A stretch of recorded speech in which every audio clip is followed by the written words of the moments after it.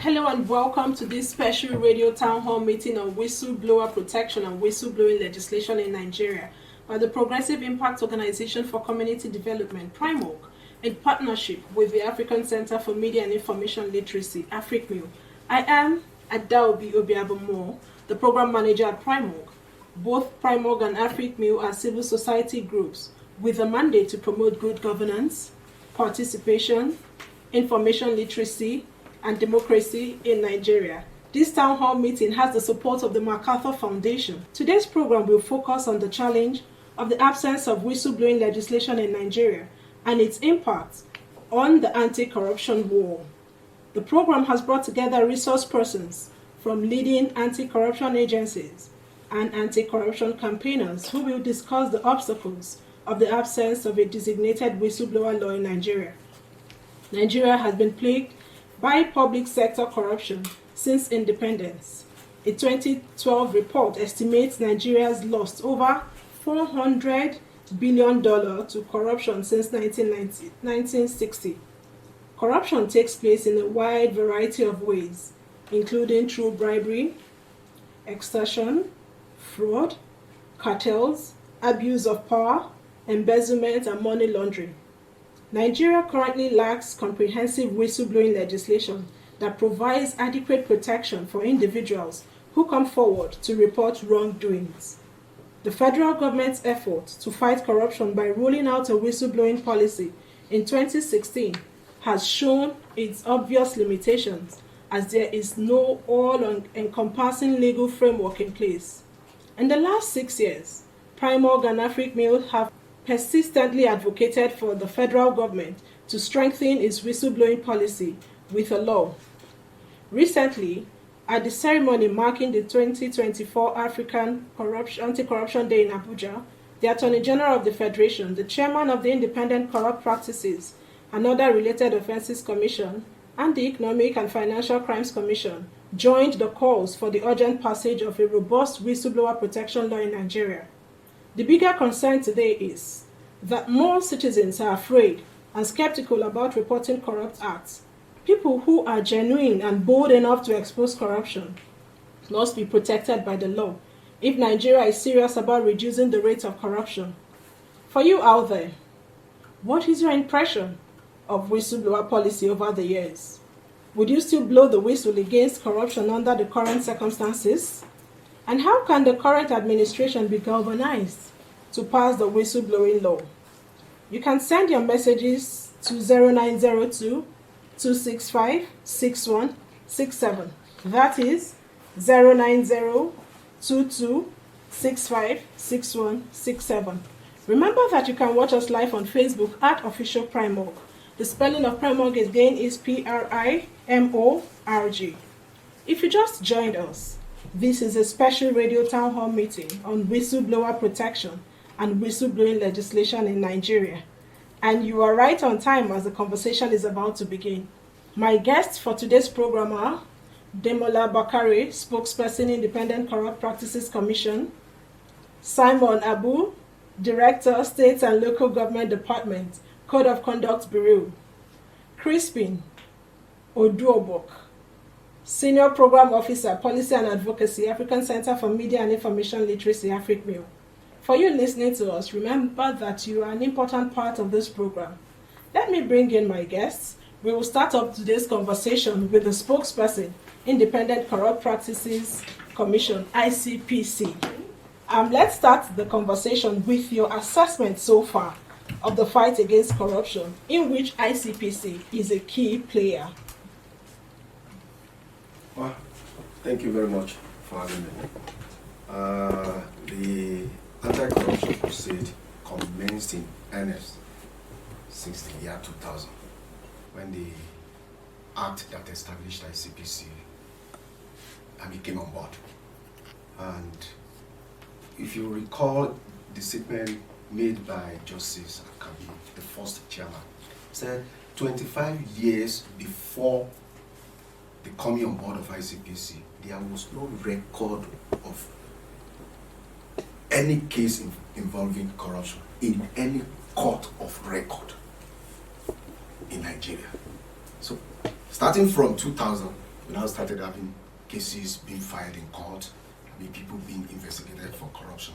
And we can say that yes, the anti-corruption crusade is on course. Are we doing enough? More can still be done. Have we, conquered? No. We have a lot to still do because it's a behavioral thing. It's not easy to address and overcome something that is behavioral, that is attitudinal. So the anti-corruption crusade is on course, but a lot still needs to be done. Okay, does the ICPC deploy the whistleblowing policy or mechanism in fighting corruption? Sure. We have no choice. The act establishing ICPC actually enjoined us to protect the sanctity of information that we receive as well as the informer. So that, to an extent, is to protect anybody that gives us information. Who is a whistleblower?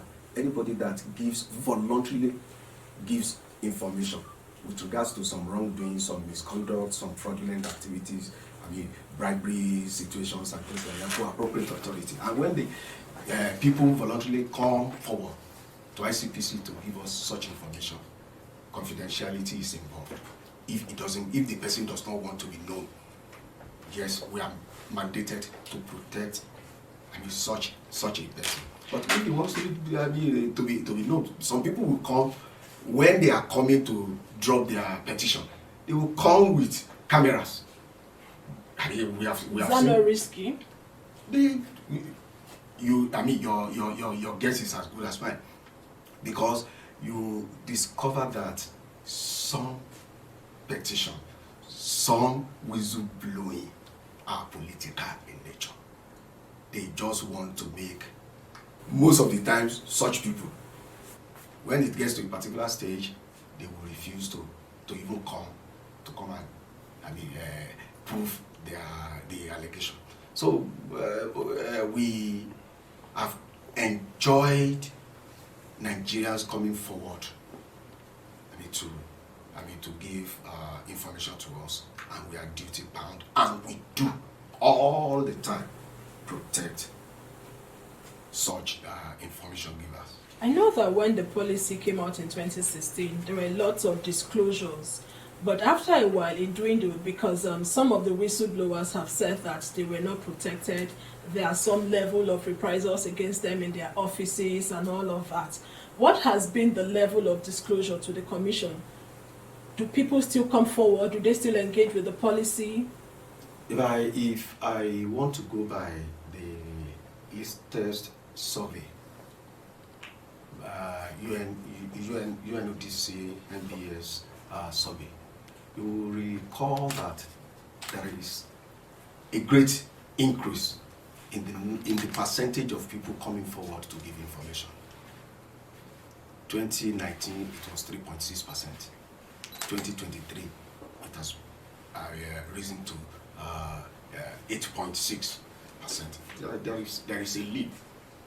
But people that come forward as a result of the 2016 policy, that comes forward as a result of the reward attached to it, have dwindled. Because when there is no way, if you report to us, but the reward is going to be implemented by another agency, how do we protect your identity? Is there no synergy between the Commission? There will be synergy, but we are not the one in charge. We are not the only one in charge there. If we keep our own, how do we ensure that the other people, maintain their own confidentiality? How do we? There are certain extraneous something that can come into play. But for us, we protect anybody coming forward to give us information. Okay. And we have done that even in spite before the 2016 policy. All right, I will come back to you, but let me speak with Crispin. Odubok. Oh, this name, God help me. Senior Program Officer at AfricMail. I know AfricMail has been doing a lot in this regard in terms of ensuring that there's a whistleblower protection law in Nigeria, and that other whistleblowers who have faced different forms of reprisal get some sort of compensation, and they are also protected in their own offices. Could you help us understand more about the challenges of the existing whistleblowing policy and why we urgently need a whistleblower legislation? Thank you so much. And you're right about the name. Pronounced it the right way, Oduobo. Oduobo. Means Okay. the survivor tells the story. All right. Now thank to you. your question or to the issue you've raised. Like the ICPC spokesman just mentioned now, there are several agencies involved in coordinating whistleblower affairs.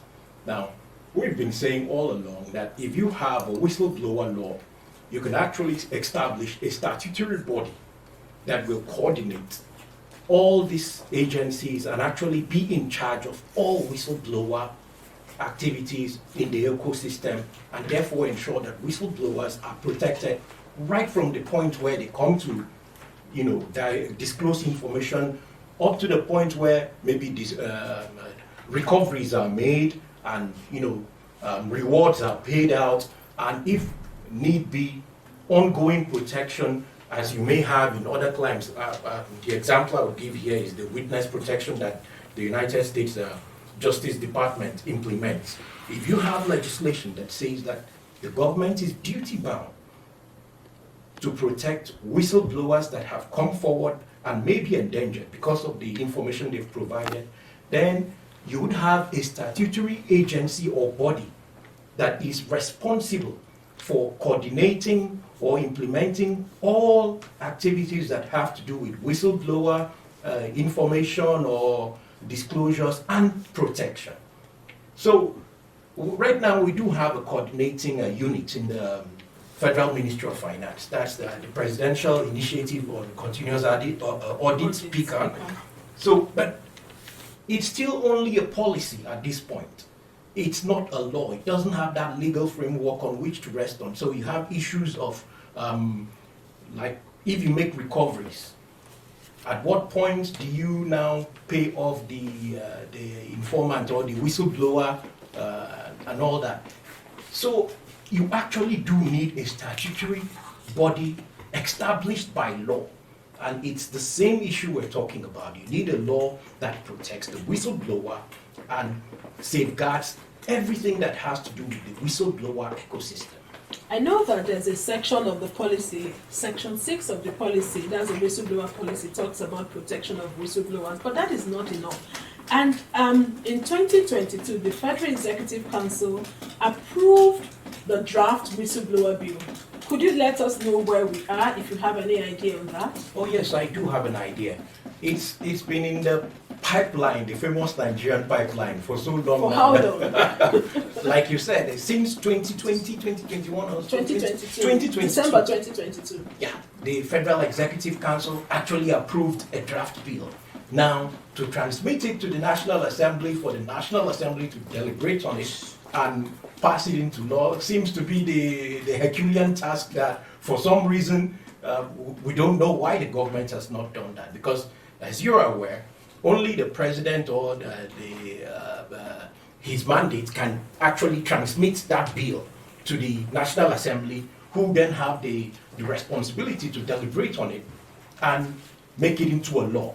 So this is where we still are. The bill has been approved. The draft bill has been approved by the Federal Executive Council, but it has not been transmitted to the National Assembly. So, I mean, it remains hanging or in the famous Nigerian pipeline. Okay, let me get back to the spokesperson of the ICPC, Demola Bakari. I know that there's this saying that your freedom of expression is guaranteed, right? But your speech is not you are not guaranteed after the speech, which means that you're free to make certain statements, disclosure, but you are not guaranteed. That means you're not protected. So what is the ICPC doing? Because the draft bill that we're looking at is an executive bill from the Federal Ministry of Finance. What is the ICPC doing in collaboration with the Ministry of Finance to ensure that we have this law out? Indeed, all the law enforcement agencies that rely on intelligence, relies on information from members of the public to function effectively. We have contributed ideas to that, to the draft. I can say categorically of the anti-corruption agencies. Our agency, EFCC, Code of Conduct, we have all contributed. But what readily comes to mind when you say whistleblower and whistleblower protection is the fact that you need to consider three things. The first thing that you consider is the ease of giving that information, the channel, the ease of the channel. Okay. The second thing that you consider has to do with reward. And the third thing that you need to consider has to do with the sanction. Sanction if there is breach of that confidentiality. We have ensured the draft, we have ensured that all these are taken care of. But like my brother said, yes, it's in the pipeline, but we can mount the pressure as we are doing now, because what we are trying to do is to generate further idea to see, that the bill is passed. So we can mount the pressure on the government to get it passed, so that members of the public that have lost confidence in the ecosystem can come back and give actionable intel for anti-corruption agencies to be able to do their work. Okay, effectively. You've mentioned reward. This is the second time you've mentioned that. Yeah. But shouldn't it be like our civic responsibility as citizens of Nigeria to report or disclose any wrongdoing, not necessarily because of the reward? Because the person listening may think that for every disclosure there should be a reward. What if there's no reward? Should I sit idly in my house and not report acts of corruption? I do not mean it that way, and I will never mean it that way. Reward is not necessarily pecuniary, not necessarily financial.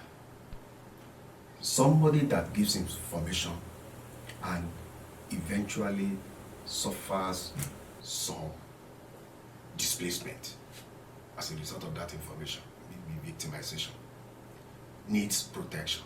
The reward can be in form of the protection that you guarantee. So we should be clear. But when it leads, as the policy stated, when the disclosure or the exposure of crime leads to recovery for government, the government is duty bound to give certain form of financial reward to the person that brought that on. That should be sacrosanct. But every form of disclosure to law enforcement agencies should be recognized, should be rewarded a little bit, especially when the giver of such information suffers some displacement, victimization, reprisal, and things like that. Having a safe house to house somebody that is being threatened in his office or in his community for a particular thing for a period of time is a form of protection.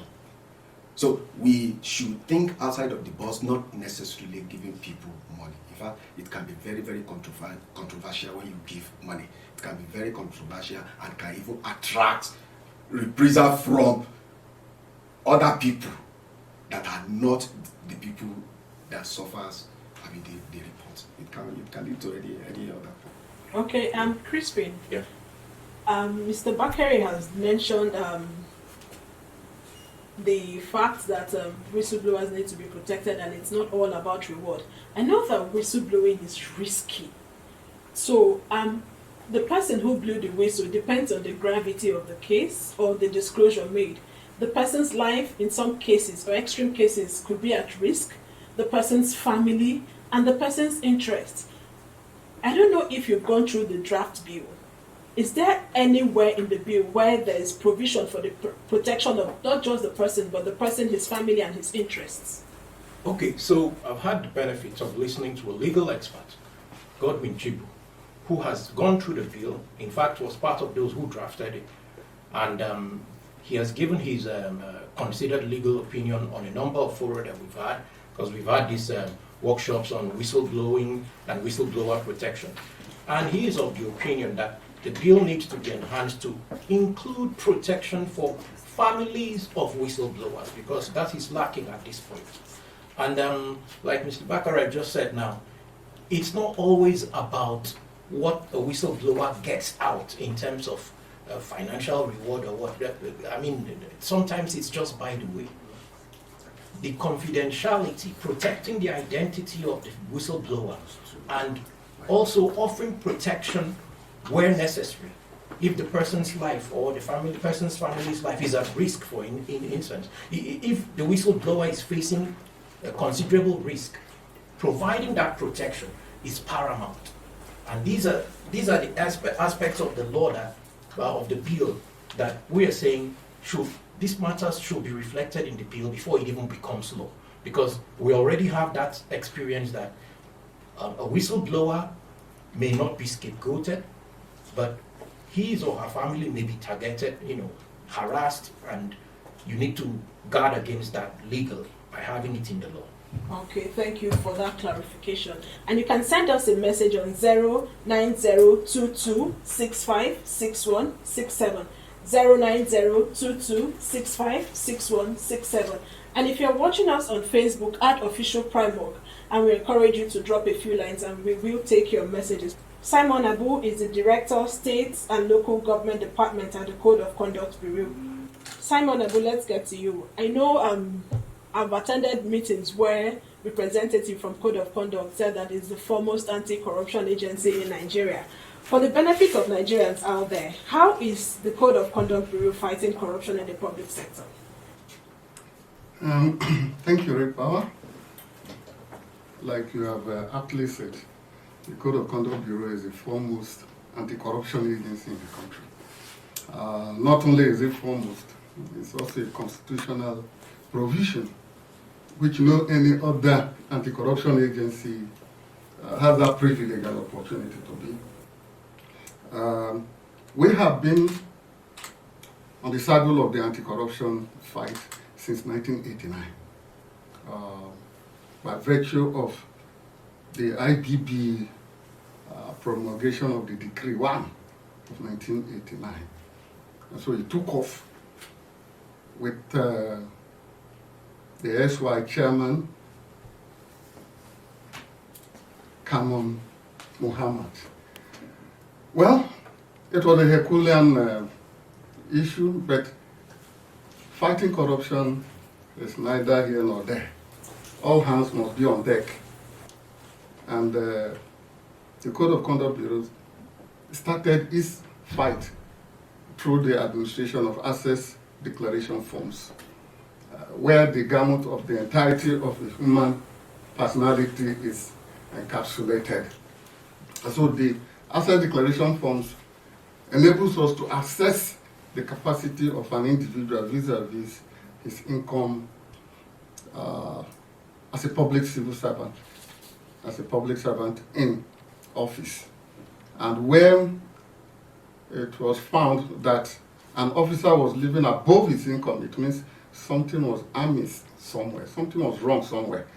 And we do what we call the verification exercise, where vis-a-vis we place the assets he has acquired vis-a-vis his income. And where the assets he has acquired is more than the income he has acquired, then they have some explanations to make. That is one step towards curbing corruption in the country. Like you will know, the issue of corruption became very curiously of numerous concern to the citizens of this country.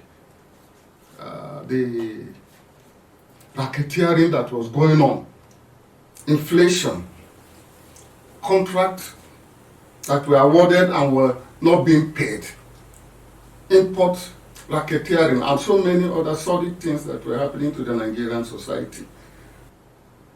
Then our leaders deemed it fit that these should be curtailed.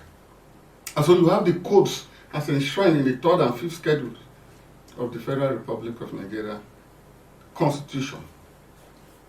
And so some of these codes are up to 1 to 14. And then we have a Department of Investigation, Intelligence and Monitoring, where issues of complaints are made against public officers. Mark you, public officers, not everybody in the society. The EFCC, the ICPC are given the leverage to intervene in even the private sector and individuals. But the code of conduct is limited to only those in public office. Okay, let me come in there. You've read out some of the things you do, that's in terms of curbing corruption in the country. Do you deploy whistleblowing mechanism as a tool to checkmate corruption? And how has it been? Yeah, like I told you, we have the Investigation, Intelligence and Monitoring Department, where complaints are made officially to the Bureau. We also have open lines where complaints could be made to the Bureau. But even then, the nitty-gritty of sharing information ought to be administered. You have to know where it is coming from, who is making it. But sometimes we take it on our own to not verify the information given to us, to ascertain the veracity and authenticity of the issues being brought.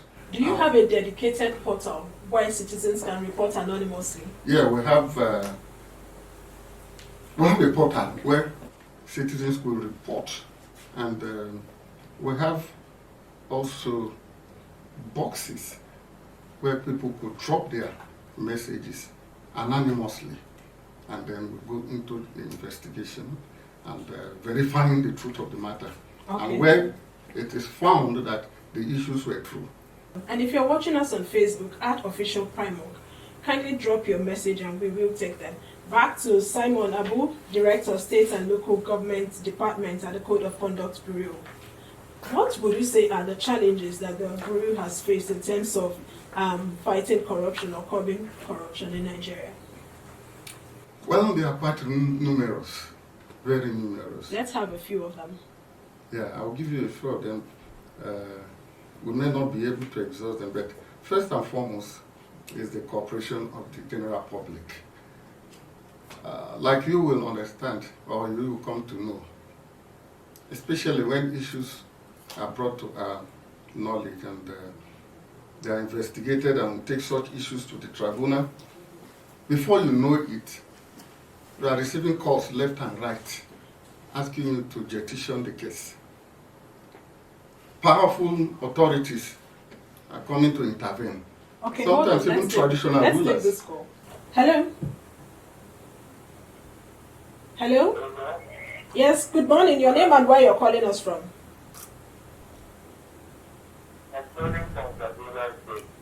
Let's hear you. What's your contribution to the conversation?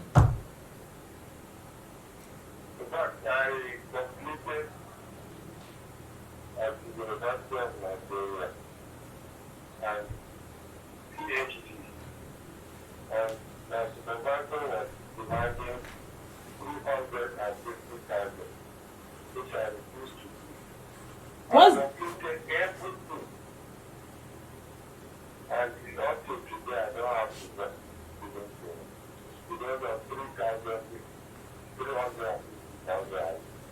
What's the money meant for, the 350,000? What is it for? Just like that. That's an exception. Okay, did you report to the authority in the school? Perhaps the head of department? I'm afraid. I fear. What will happen to me? Okay, could you send a text message to this number? I know this may just be something that the ICPC may be interested in. Mr. Bakare will respond to that. Let's know if it's something that the ICPC will take up. Do you understand? Hold on, I'll send you again. Send a text message, please, so that we can follow up. Okay, thank you. Let me take another call before I get back to you. Hello? Yes, good morning. Your name and where you're calling us from? My name is Zope. I Peter. I'm calling from Jabi in Abuja. Okay, let's hear you. What would you report acts of corruption despite the fact that there's no whistleblower legislation, whistleblower protection law? Well, the area I want to come in is the area you were saying public servants, people in private sector, or maybe people who have retired. I have a very specific issue that is bothering me. What? Gentlemen, I can hear you. If you can make that in 1 minute, what's the issue? the issue is that when somebody is the president or the national head of a union in public service, and the union has more than 1 million members, getting over $1 billion in a month, and the person retired and refused to leave the union for 3 years. And because of conduct, all these places, is it no kind of serious accusation that can be investigated? Okay, I'm not a public servant. I would also direct that to the spokesperson of ICPC to respond. Okay? But The person retired and refused to leave the presidency of the union, and the person over the 3 years have amassed billions of naira. But did you make any effort to report this particular person? Everything contributes to gross misconduct. Can you hear me? If you can hear me, if someone has retired from office, active duty, the person should not have any business in that place anymore. And then, if the person is still there, acting in whatever capacity, the onus is on the people in that establishment to blow the whistle. But when you refuse to do that, for some reason best known to you, I don't know, the phone line got disrupted there, so I wouldn't know why they have all kept quiet. But Simon Abu, do you have any feedback for this person? Yeah, just like you told the person, if the officer was out of office, he's still, under the ambit of the institution which employed him. He could be called back to account for the misdeeds of his office. Otherwise, he should be taken to the appropriate agency, like they call the police, and at least to remedy their case. Okay. I give you an instance. We had such problem, just like you said. We settled it internally. Set up a committee that investigated them and came up with reports. So you don't even need to go extra mile if he was within the system. But if he had retired, there are several measures you could do to retrieve the correct position of the account and the stewardship. Okay, thank you so much. Let me take this call. Hello? I'm still the person who wrote the issue, man. Okay, go ahead. You have 30 seconds. The National Industrial Court has given a judgment to the extent that the rightful president of the association, who is still serving a deputy director, should take over the mantle of office. But the retiree and conflicts within the Nigerian police force and several other places do not allow the real president to go to his office. And as I talk now, it's actually the Association of Senior Civil Servants of Nigeria. The retired person is there, getting our money, using it anyhow, and is being supported by the authorities, even when there is a court judgment that says he can never act as such. Okay, I would appreciate it if you could send us a message so that we would follow up on this. Okay? I sent a message and I asked the authentic president to forward the court judgment to you. All right, that would be great. That would be good, please. Thank you so much. Thank you, ma'am. My name is Upe Peter. All right, thank you, Upe I. Peter. I'm the deputy director and three-time chairman of the association in various ministries in Abuja. Thank you so much for blowing the whistle this morning. Yes, ma'am. Thank you, ma'am. Okay, we are still looking at the challenges of the lack of whistleblower protection law in Nigeria. Let me get to, because of our time, it's Okay, but we still have much time. Let me get back to Crispin of Afric Mill. I know that people have advocated for confidentiality in terms of the disclosure made, and I also know that you interact so much with whistleblowers who are facing different forms of reprisal. At what point did the disclosure, because you're not supposed to disclose the identity of the whistleblower, the agencies, as the anti-corruption agencies, are not supposed to disclose the identity of the whistleblower. They are not supposed to expose the disclosure made and the process of the investigation. So some of the people that you have interacted with, what are the challenges that they really face? Is it in terms of the identity being disclosed from the agency or them? Because I also know that in some cases, whistleblowers could go to ICPC. If they did not get the necessary feedback, they move to EFCC. If after a while, no feedback, they move to the media, which means that they on their own disclose their identity. So what has been the case with the people you have interacted with? Okay, so the first thing to note is that whistleblowing has a proper channel. And usually when a staff of any organization or agency or so discovers that there's wrongdoing, there's infraction going on where he or she works, the proper thing to do is to use the internal mechanism of that organization in the first instance. So that is usually where the problem starts. The individual who is blowing the whistle will go to the proper authority in his or her organization and say, look, this is what's going on. There's wrongdoing here, there's corruption or theft or something going wrong here. And very often, the matter is swept under the carpet or simply not, handled at all.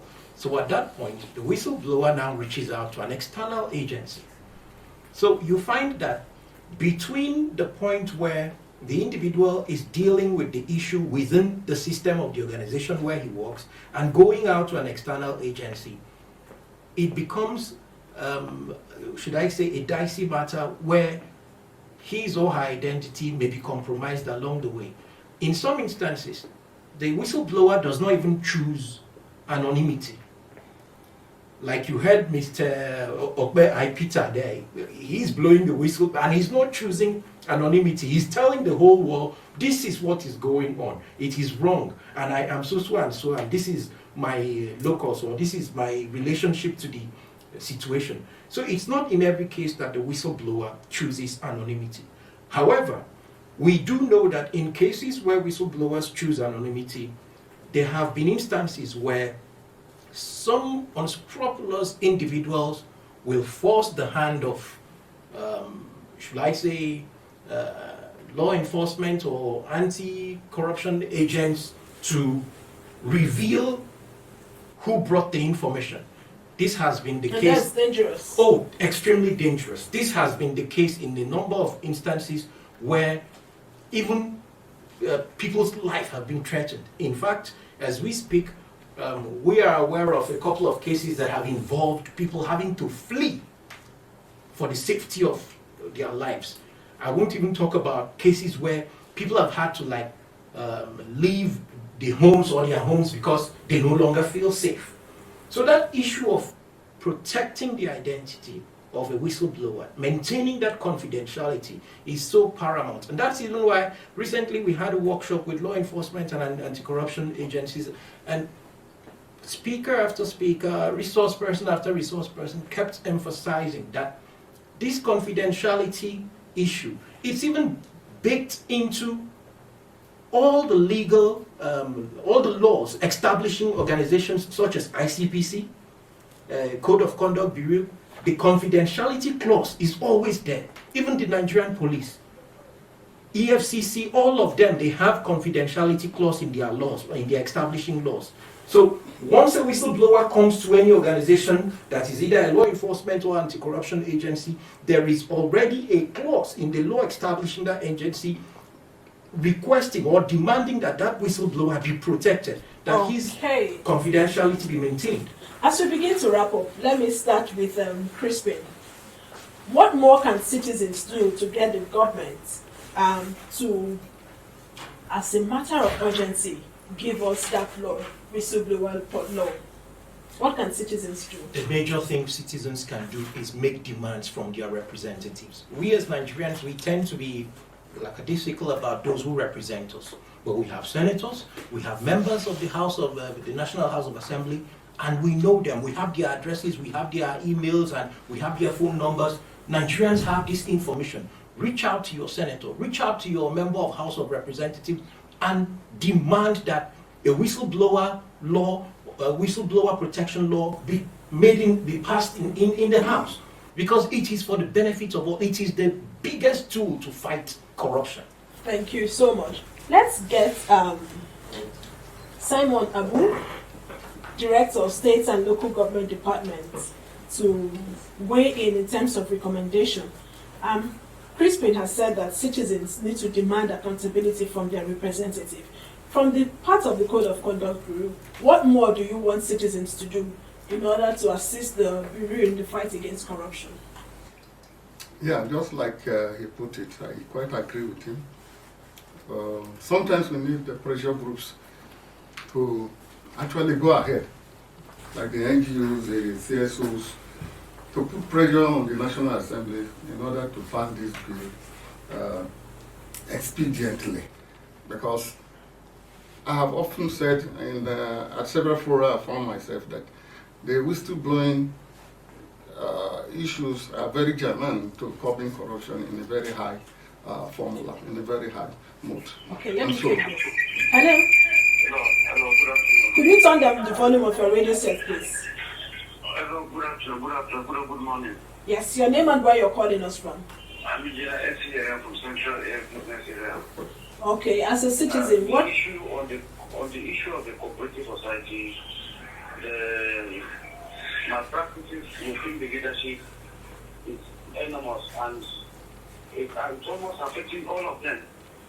I was in the multi-purpose society at the radio house, yeah. I've been making contribution. At the point in time I needed my money, I asked for my money, I resigned.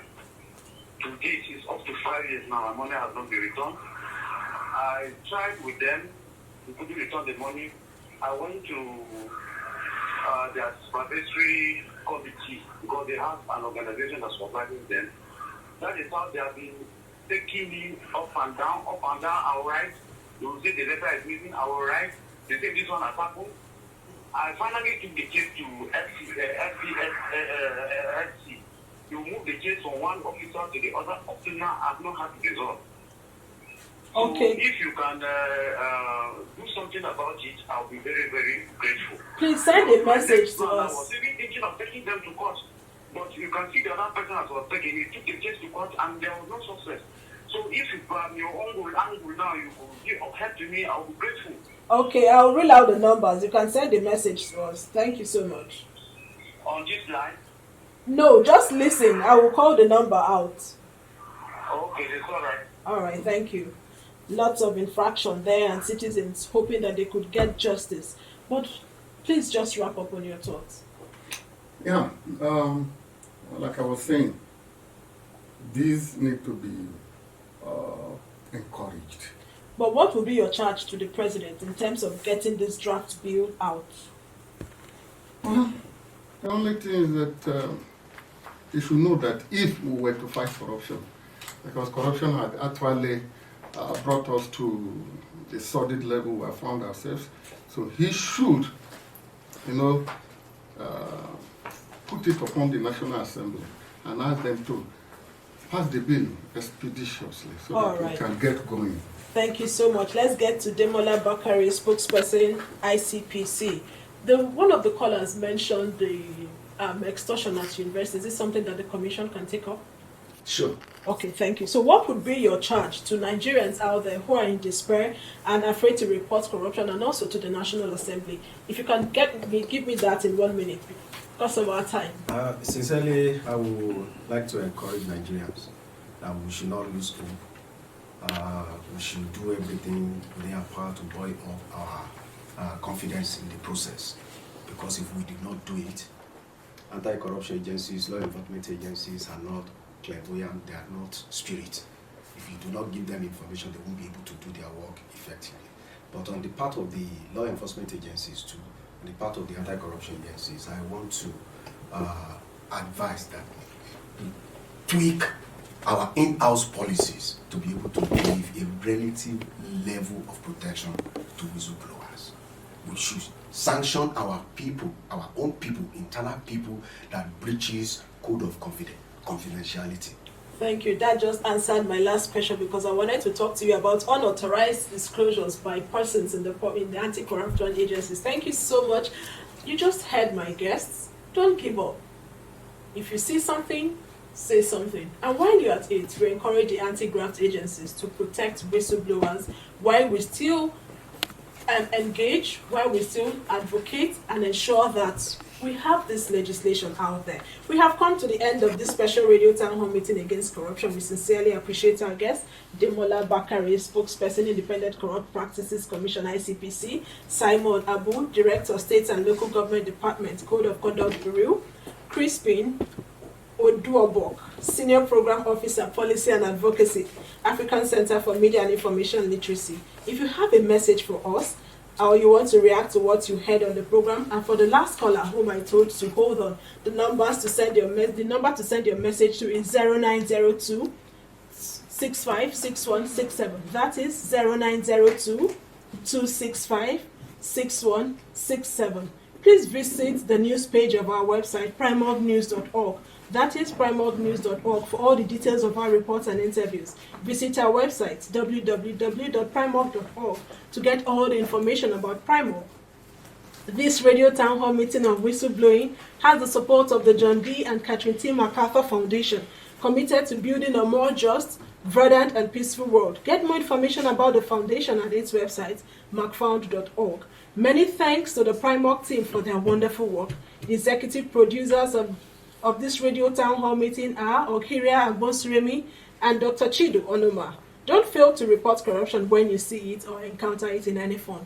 I am Adelbi Obiabumo. Thank you for listening.